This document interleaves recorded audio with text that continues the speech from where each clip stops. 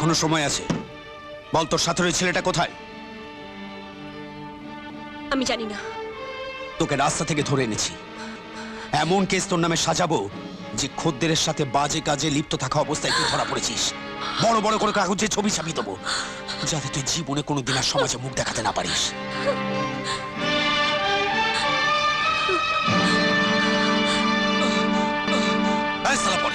তুই সাক্ষী দিবি না? ওই মেয়েটা হোটেলে তোর সঙ্গে এক ঘরে ছিল। ঠিক আছে, সাক্ষী দেবো স্যার। আপনি যা বলবেন আমি তাই করবো স্যার। রেশমি, স্যার। এই মেয়েটার কাছ থেকে ওই ছেলেটার ঠিকানা বার করো। Yes sir. ওঠ ওঠ বলছি, ওঠ।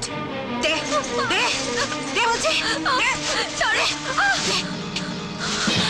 বল বল বল, অভয় কোথায়? বল বল বলছি, বল বল বল, অভয় কোথায়? বল।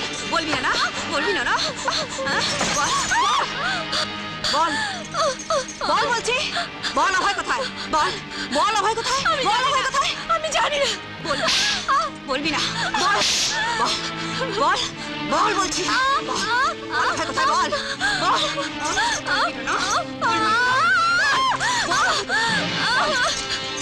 বল, অভয় কোথায়? বল। বলবি না? বল বল, অভয় কোথায়? বল। বেনারসি শাড়ি, বাঁধানো শাখা। ওই প্যাকেটে হাত দেবেন না। ওতে অভয়ের বোনের বিয়ে শাড়ি। অভয়ের বোনের বিয়ে বুঝি? হ্যাঁ, এই তো, এই তো বিয়ের কার্ড। কোথায় বিয়েটা দেখি? Boalia community centre. রেশমি, পেয়ে গেছি আমি ঠিকানা।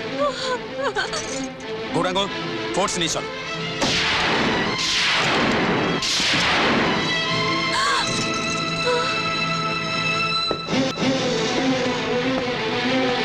আরে আরে রাজা যে রাজা, গৌরাঙ্গ দেখো দেখো কে এসেছে দেখো। এই যে মেঘনা চাইতে জল। আপনার কাছে তো আমরা যাচ্ছিলাম স্যার। কোথাও যাওয়ার প্রয়োজন নেই, আমি নিজে এসেছি। আপনারা তিথিকে ছেড়ে দিন। রেশমি, আরে ছেড়ে দাও বৌদিকে ছেড়ে দাও। মাথা যখন আগে থেকেই এসে হাজির, তখন আর কান টেনে কি হবে?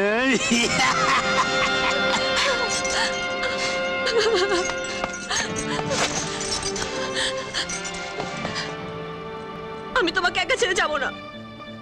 আমি চাই না যে আমার জন্য আমার বোন লগ্নভ্রষ্টা হোক। ওরা শাড়ি আর ছাকার জন্য অপেক্ষা করছে, তুমি যাও। কিন্তু ওরা তোমাকে। আমি বলছি তুমি যাও।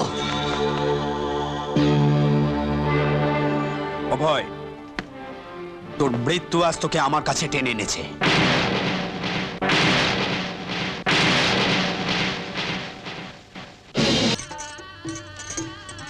বললেন, বলুন। ওম কর্তব্যস্মিন শুভ বিবাহ কর্মঙ্গ। তুমি সুখী হও।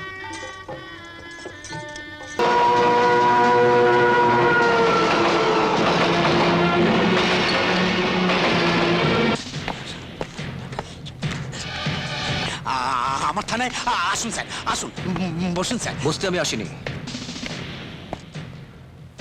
অভয় কোথায়? অভয়কে স্যার আপনার আত্মীয় বুঝি? এই যে এসআই বাবু, এক্ষুনি স্যারের আত্মীয়ের নামে একটা নিখোঁজের মাল লিখে নিন। যেভাবে হোক তাকে খুঁজে বার করতেই হবে। নাটক বন্ধ করো। আমি জানতে চাই যে অভয় কোথায়। কাল তোমার থানাতেও ছিল। আমার থানাতে? আর শিওর স্যার? রেশমি, স্যার? তোমরা অভয় নামে কাউকে অ্যারেস্ট করছো? মানে অভয় নামে রিমান্ড এনেছো? না তো স্যার। দেখলেন স্যার, অভয় নামের কেউ এ থানায় নেই। Excuse me sir. হ্যালো, হ্যাঁ হ্যাঁ বলুন স্যার। হ্যাঁ স্যার, শিগগির একটু বাইরে আসুন। না না, আপনি আসুন স্যার, আপনি আসুন। আপনি কোনো চিন্তা করবেন না স্যার। হ্যাঁ হ্যাঁ স্যার, হ্যাঁ ঠিক আছে। আচ্ছা, আমি ডাকছি।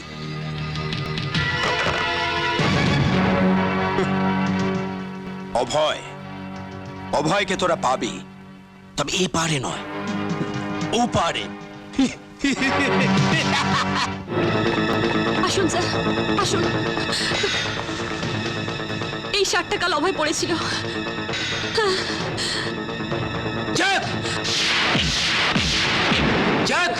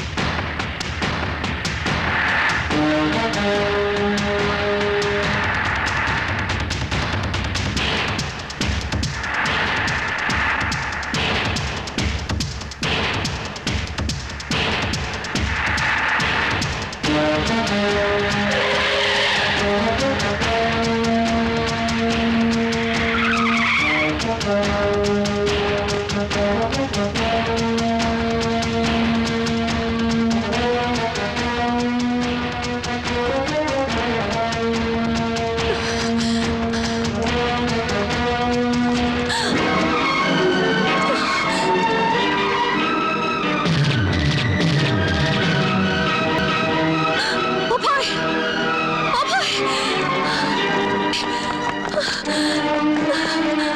অভয় কি হয়েছে? অভয় অভয় অভয়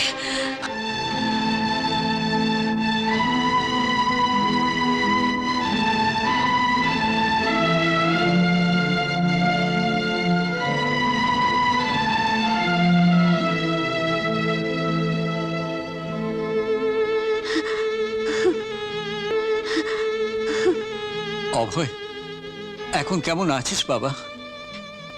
তোর জন্য যে আমরা অস্থির হয়ে গেছি রে। তোকে যে আবার বুকে ফিরে পাবো এই ঠাকুরের আশীর্বাদ বাবা।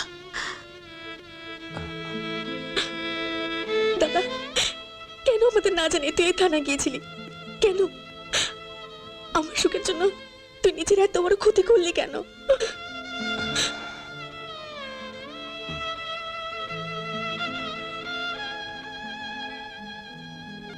ডাক্তারবাবু, অভয় সম্পূর্ণ সুস্থ হয়ে যাবে তো?